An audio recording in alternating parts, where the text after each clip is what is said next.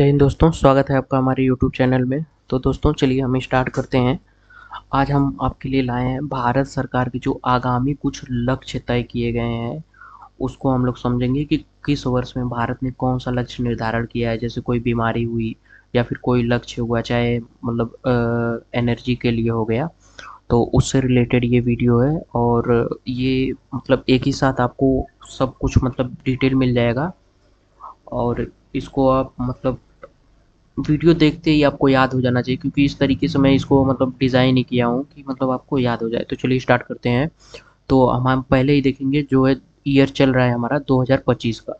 तो इसमें बात करेंगे, भारत ने टोटल जो है 4 लक्ष्य निर्धारित किया कि 2004 में भारत ये लक्ष्य पूरा कर लेगा। मतलब 2025 जो है पूरा होते-होते, जैसा कि आपको पता है अगस्त का महीना चल रहा है। तो इसमें जो है यूरिया का आयात पहला हो गया, ठीक, क्योंकि यूरिया जो आयात होता है भारत उसको मतलब बंद कर देगा। इसमें आत्मनिर्भर हो जाएगी, मतलब भारत में ही इसका प्रोडक्शन होगा। प्रोडक्शन मतलब उत्पादन होगा। और भारत जो है 2025 में ही टीबी मुक्त, मतलब टीबी मुक्त हो जाएगा। इसका लक्ष्य है कि 2025 तक टीबी की बीमारी को खत्म कर दिया जाए, मतलब भारत में टीबी के पेशेंट न रहें। और इसमें जो है पेट्रोल में एथेनॉल का जो है यह भी 2025 में ही 20% जो है एथेनॉल का मिश्रण का लक्ष्य भारत रखा है। और जो हमारा अगला है, जो पशुधन में फुट एक रोग होता है, और माउथ रोग एवं ब्रुसेलोसिस रोग पर नियंत्रण।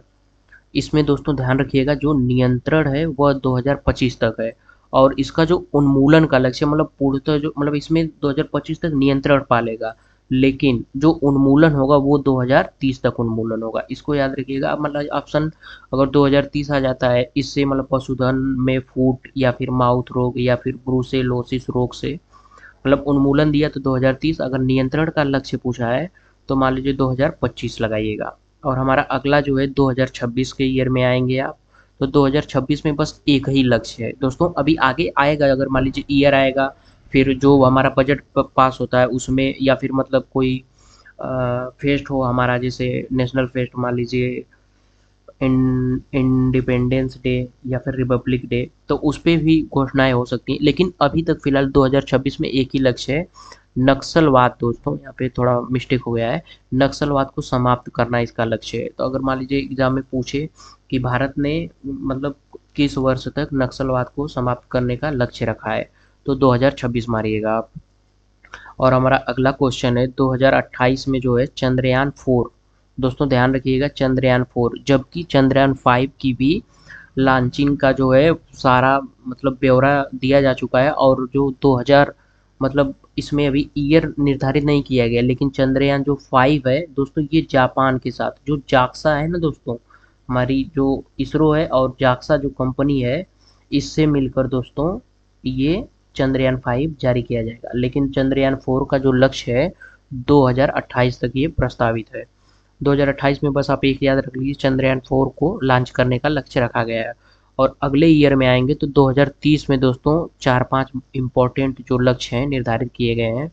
इसमें दोस्तों कुल कार्बन उत्सर्जन, मतलब जितना मतलब CO2 इमिशन होता है, उसमें 1 अरब टन मतलब करना है कि मतलब कुल कार्बन उत्सर्जन में 1 अरब टन ही बस उत्सर्जन हो, इसका लक्ष्य है।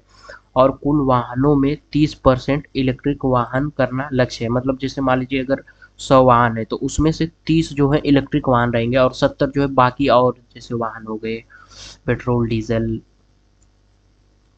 लेकिन इसमें 30% जो है इलेक्ट्रिक वाहन, और ये कब का लक्ष्य है, 2030 का है, ये ध्यान रखिएगा। और इसीलिए हम ईयर बाई बनाए कि एक ईयर में बस आप ये याद रख लीजिए, दूसरे ईयर में ये याद रख लीजिए। और इसमें अगला जो है 500 गीगावाट का अक्षय ऊर्जा प्राप्त करने का लक्ष्य रखा गया है। दोस्तों कितना का रखा रखा गया है, 500 गीगावाट का। ध्यान रखिएगा, ये भी पूछ लेगा कि वर्ष 2003 में प्रस्तावित भारत द्वारा इलेक्ट्रिक वाहन का कितना परसेंट मतलब लक्ष्य रखा गया है। तो कितना रखा गया है देखिए यहाँ 30%। और पूछ ले मान लीजिए 500 गीगावाट, इसके जो अलावा दोस्तों 400 गीगावाट, जैसे एग्जाम में पूछता है ना तो स्टेटमेंट बेस्ड क्वेश्चन पूछ देता है, तो उसके हिसाब से ये डाटा भी आपको याद रखना बहुत ज़रूरी है, ये डाटा पूछते रहता है। और अगला जो है हमारा 300 मीट्रिक टन जो है इस्पात क्षमता हासिल करने का लक्ष्य रखा गया है। और ये लक्ष्य पता ही है आपको, जैसा कि ईयर कौन सा हम चला रहे हैं इस टाइम, 2030। और भारत से पूर्ण रूप से जो मलेरिया का उन्मूलन है दोस्तों, ध्यान रखिएगा, टीबी का उन्मूलन 2025 में था, और यहाँ देखिए 2030 में क्या है, मलेरिया का उन्मूलन उन्मूलन का लक्ष्य रखा गया है। और हमारा अगला क्वेश्चन है जो है, भारतीय रेलवे को ने नेट जीरो कार्बन इमिशन किया है दोस्तों। इंडिया जो है नेट जीरो कार्बन 2070 में किया, अभी आगे हम देखेंगे, लेकिन भारतीय रेलवे जो है और बाकी जो विकसित देश हैं जो दोस्तों, यूरोपीय देश हो गया और बाकी यूएसए अमेरिका, ये सब मतलब दोस्तों ना 2050 किए हैं जो नेट जीरो कार्बन इमिशन है, लेकिन भारत 2070 किया, और भारतीय रेलवे जो है 2030 में ही मतलब उन्मूलन करने का लक्ष्य किया है। और इसमें 2030 में ही हमारा जो लक्ष्य है ना दोस्तों, 3 गुना जो है कपड़ा निर्यात को बढ़ाना है। कितना बढ़ाना है? 3 गुना। और इसका दो देखिए दोस्तों है जो 280 गीगावाट, ये थोड़ा टाइपिंग मिस्टेक हो जाती है मुझसे, सॉरी इसके लिए। इसको 280 जो है गीगावाट है दोस्तों, आप याद रखिएगा। और इसमें जो है 280 गीगावाट सौर ऊर्जा प्राप्त करने का लक्ष्य रखा गया है। और ये लक्ष्य कब का रखा गया है? आपको पता ही है, आपका ईयर कौन सा चला रहे हैं इस टाइम? 2030।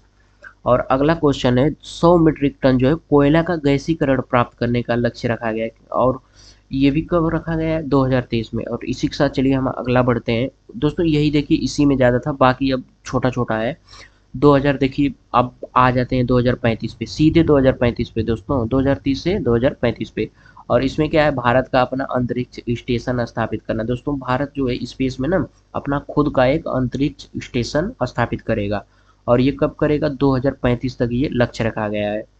और दोस्तों भारत का लक्ष्य जो है 2040 में दोस्तों क्या है, तो इसमें ना चंद्रमा पर अंतरिक्ष यात्री को उतारना है। और दोस्तों ये अगर उतार लिए 2040 तक, अगर उसके पहले कोई देश नहीं उतारता है तो भारत दूसरे स्थान पर होगा, क्योंकि इसका जो है पहला जो स्थान है अमेरिका को प्राप्त हुआ है चंद्रमा पर अंतरिक्ष यात्री उतारने का।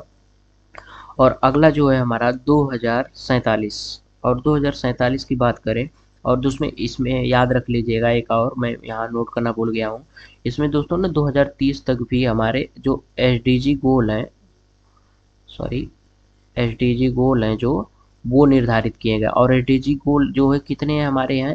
तो एसडीजी गोल की बात करें तो एसडीजी गोल हमारे टोटल 17 है, जिसमें दोस्तों गरीबी है, भुखमरी है, इसको भी आप याद रख लीजिए। मान लीजिए जो 7 नंबर पे आता है, मतलब 7वां जो है लक्ष्य है वो एनर्जी से है, और फिर उसके बाद में अलग अलग भी हैं, तो उसको आप ये 17 के 17 ना दोस्तों याद कर लीजिए। आप कहीं भी सर्च करेंगे या फिर कहिएगा, अगर कमेंट में कहिएगा तो मैं इससे रिलेटेड भी वीडियो बना सकता हूँ। इसको याद रख लीजिए, क्योंकि ऐसे क्वेश्चन पूछ सकता है ना, तो निम्नलिखित में से कौन सा 7वां लक्ष्य से संबंधित है, और उसमें 4 ऑप्शन दे देगा, आपको पता रहेगा तो मार ले जाएंगे। और ऐसे ऐसे ही क्वेश्चन दोस्तों ना आपको आगे ले जाएंगे, ये आपका जो ना पीछे नहीं ले जाएगा कभी भी, यही क्वेश्चन आपको आगे लेके जाते हैं बाकी कंपटीशन से। मान लीजिए कोई बच्चा न पढ़ा हो और आप 1 नंबर भी कर लेंगे दोस्तों, सोचिए कितना कट ऑफ से आगे जाते हैं। और सोचिए ना, दुख की बात होती है 1 नंबर से कोई कम रह जाता है, बच जाता है, हमेशा के लिए मलाल रहता है उसको। और देखिए अब हम आगे आते हैं 2047 का लक्ष्य देखते हैं। और 2047 में टोटल कितने लक्ष्य हैं दोस्तों? 5। इसमें 5 आप याद रखिएगा। 5वां में सबसे पहले जो है भारत की परमाणु ऊर्जा क्षमता, दोस्तों याद रखिएगा परमाणु ऊर्जा क्षमता। इसके पहले जो था दोस्तों ना सौर ऊर्जा का था, और इसमें देखिए परमाणु ऊर्जा है, उसमें 1 लाख मेगावाट बढ़ाने का लक्ष्य रखा गया है, परमाणु ऊर्जा क्षमता को 1 लाख। और हमारा अगला जो है पोत निर्माण में आत्मनिर्भरता हासिल करने का लक्ष्य रखा गया है, क्योंकि अभी भी दोस्तों पोत हुआ है या फिर अभी भी रक्षा संबंधी जो हथियार है ना, हम अभी भी देशों के आयात पर निर्भर है दोस्तों, इसलिए पोत निर्माण में जो है आत्मनिर्भरता हासिल करने का लक्ष्य रखा गया है 2047 तक। विकसित भारत का भी लक्ष्य रखा गया है, इसको आपको बच्चे बच्चे को पता होगा 2047 ही है। फिर भी आप एक बारी देख लीजिएगा, क्या पता कन्फ्यूजन हो जाता है दोस्तों ना, मान लीजिए इसी की जगह 2047 की जगह 2037 दे दिया, आप कंफ्यूज हो जाएंगे कि 2037 था कि 2047।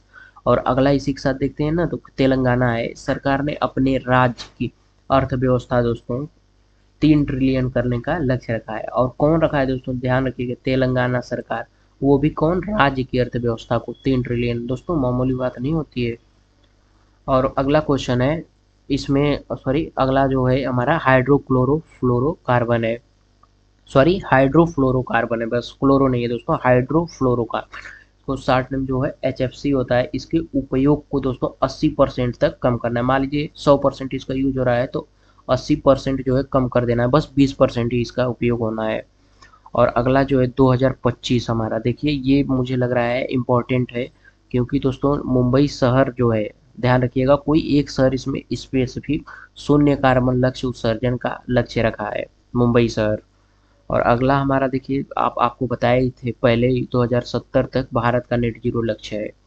ध्यान रखिएगा आप लोग, जो भारतीय रेलवे का था 2030 तक है, और जो विकसित राष्ट्र हैं जैसे यूएसए हुआ, जर्मनी, फ्रांस, यूनाइटेड किंगडम, इनका जो है ना दोस्तों 2050 तक है। और जो भारत का जो है नेट जीरो है, और भारत का नेट जीरो लक्ष्य 2070 है। इसी के साथ दोस्तों हमारे दो क्वेश्चन हम बनाए हैं, और इसका आंसर आप देखिएगा ना तो कमेंट में दीजिएगा दोस्तों। कमेंट से ये होता है ना कि आपको पता चलता है, और जब आपको पता चलता है ना दोस्तों, और मान लीजिए कोई आप गलती किए रहते हैं तो उस गलती से एग्जाम में याद आता है। इसलिए बहुत से बच्चे कहते हैं सर क्वेश्चन कराइए लेकिन गलत वाला फॉर्मेट दीजिए, पूछिए कौन सा गलत है, उससे दिमाग में ज़्यादा देरी तक रह सकता है।